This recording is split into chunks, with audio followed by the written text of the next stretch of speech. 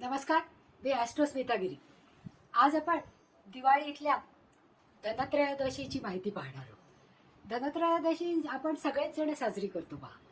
त्रेतायुगामध्ये धनत्रयोदशी साजरी करायच्या अगोदर समुद्रमंथन ज्या वेळेस झालं होतं त्यावेळेस या समुद्रमंथनातून धन्वंतरी देवता एक कलश घेऊन समुद्रमंथनातून बाहेर पडली होती.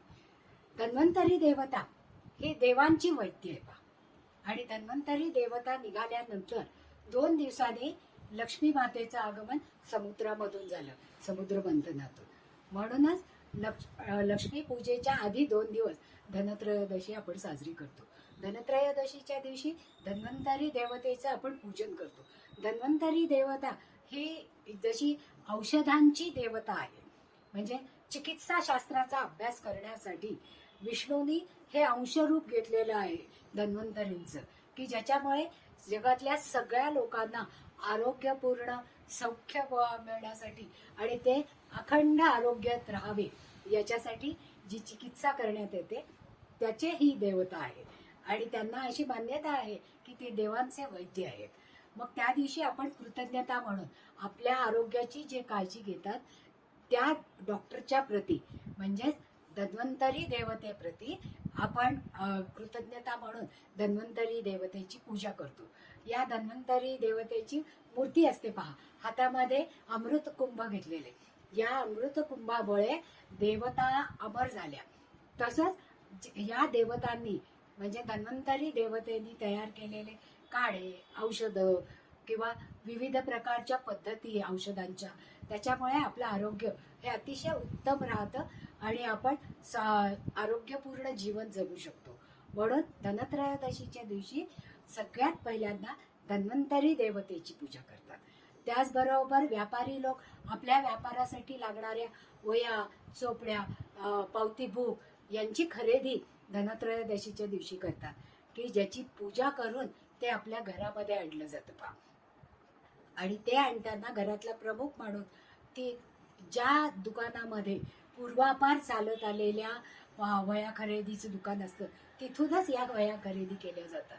वह्या खरेदी करताना दुकानदार त्या जो कोणी दुकानात वह्या खरेदी केलेल्या असेल त्याचं सन्मानाने स्वागत करतो, कुंकू लावून त्याला आवाहन करतो आणि ज्या काही वह्या लाल रंगाच्या ज्या वह्या असतात की ज्या वर्षभर वापरल्या जातात हिशोबासाठी, खतावणीसाठी किंवा पावती बुक म्हणून, त्याच्यावर स्वस्तिक काढून शुभलाभ म्हणून झेंडूच्या फुलाने अष्टगंधाने त्याच्यावर स्वस्तिक काढतात, शुभलाभ लिहितात, पूजा करतात आणि प्रसाद देऊन त्या वह्यांचं वितरण केलं जातं. आणि हे व्यापारी लोक त्या घरी आणून धनत्रयोदशीच्या दिवशी त्याची पूजा करतात. आप्त आणि नातेवाईक आणि मित्रमैत्रिणी यांना बोलवतात त्या पूजेसाठी आणि त्यांच्या समोर ही पूजा केली जाते की ज्याच्यामुळे त्यांच्या व्यापारामध्ये भरभराट आणि समृद्धी यावी म्हणून. त्याचबरोबर धनत्रयोदशीला आपण घरातले दागिने, कॅश यांचीही पूजा करतो, म्हणजे चिल्लर नाणी जी असतात, कारण नोटांपेक्षा नाण्यांना त्या दिवशी जास्त महत्त्व असतं आणि दागिने आणि नाणी हे ठेवून ती लक्ष्मी मानून त्याची पूजा केली जाते.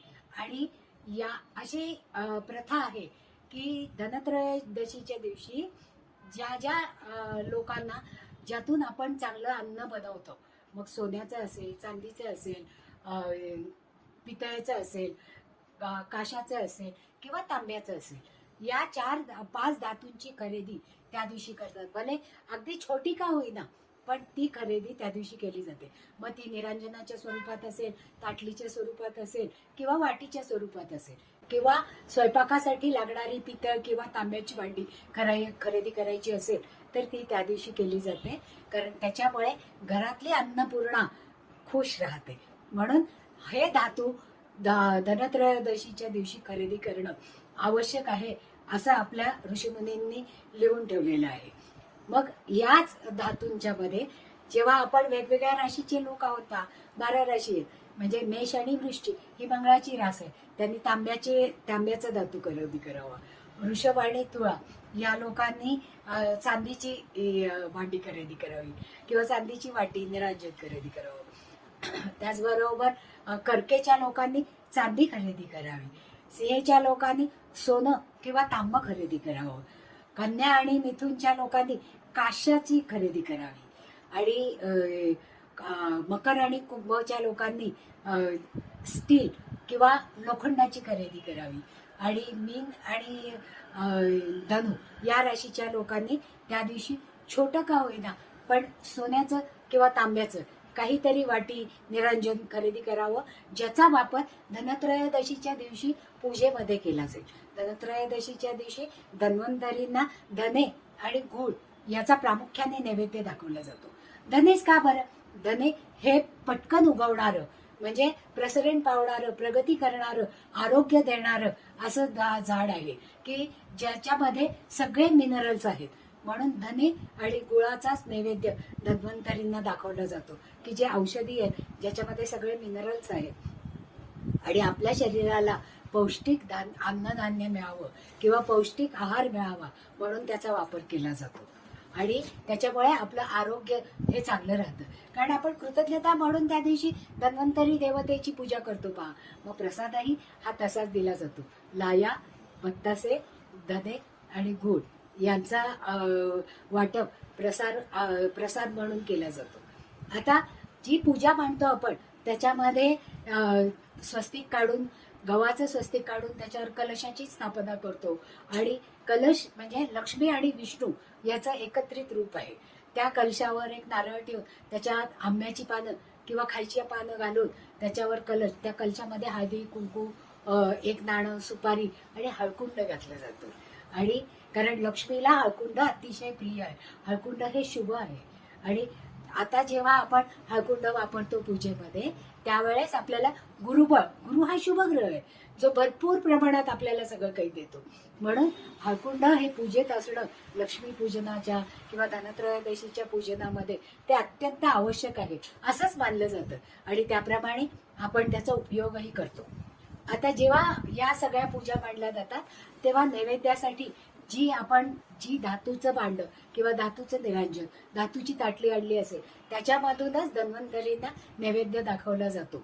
कारण धन्वंतरी जे काही काढे, औषधं किंवा औषध उपाय योजना करतात त्याच्यासाठी बनवण्यासाठी ही वेगवेगळ्या धातूंची भांडी लागतात.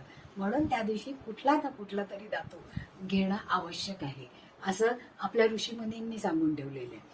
आता त्याचबरोबर त्या दिवशी आपल्या अन्नपूर्णेलाही खुश करणं गरजेचं आहे. म्हणजे घरामध्ये असणारी आई, पत्नी, बहीण आणि मुलगी हे जे स्त्रीतत्व आपल्या घरामध्ये असतं त्या सगळ्यांना खुश करण्यासाठी धनत्रयोदशीच्या दिवशी घरातल्या कर्त्या पुरुषांनी चांदीचे काहीतरी दागिना किंवा ताटली अशी खरेदी करून आणावी की ज्याच्यामुळे, किंवा जोडवी, म्हणजे ज्यामुळे घरातले हे स्त्रीतत्व किंवा महिला या खुश होतील.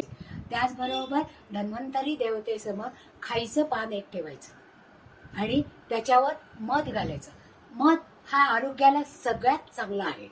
त्याचबरोबर त्या मधामध्ये थोडीशी दालचिनीची पावडर घालायची, कारण दालचिनीमुळे आरोग्य आणि समृद्धी दोन्हीही एकाच वेळेस येतं.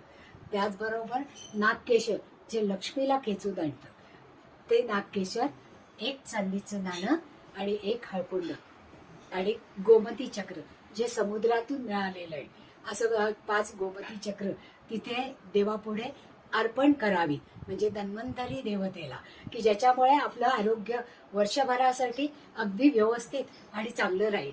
आणि हे आरोग्य टिकवण्यासाठी, कारण पैसा जरी असला आणि आरोग्य नसलं तर आपण त्याचा उपभोग नाही घेऊ शकत.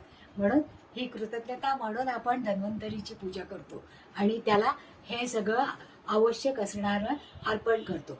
आता ते लक्ष्मीपूजनापर्यंत हे पान तसंच देवापुढे ठेवायचं आणि लक्ष्मीपूजन झाल्यानंतर ते पान स्वच्छ धुवून कारण मध लावलेला असतो पहा. त्याचबरोबर चांदीच्या नाण्यावर थोडंसं दालचिनीची पावडर, नागकेशर आणि गोमती चक्र हे सगळी एका पिवळ्या कपड्यामध्ये आणि हळकुंड पिवळ्या कपड्यामध्ये बांधायचं आणि आपण जिथे दागिने ठेवतो किंवा जिथे पैसा ठेवतो तिथे ही पुचुंडी ठेवायची किंवा हा बटवा ठेवायचा की ज्याच्यामुळे अखंड वर्षभर आपल्याला लक्ष्मीची आणि धन्वंतरीची एनर्जी मिळत राहते.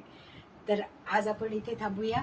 आवडलं असेल तर लाईक करा, सबस्क्राईबही करा आणि हीच माहिती तुमच्या मित्रमैत्रिणींपर्यंत पोचावी असं वाटत असेल तर शेअरही करा. तुमच्या जर काही शंका असतील तर खाली दिलेल्या फोन नंबरवर किंवा तुम्ही मेसेजसुद्धा करू शकता यूट्यूबवर, की ज्याच्यामुळे तुमच्या प्रश्नांची सगळी उत्तरं आम्ही सविस्तर देऊ. धन्यवाद.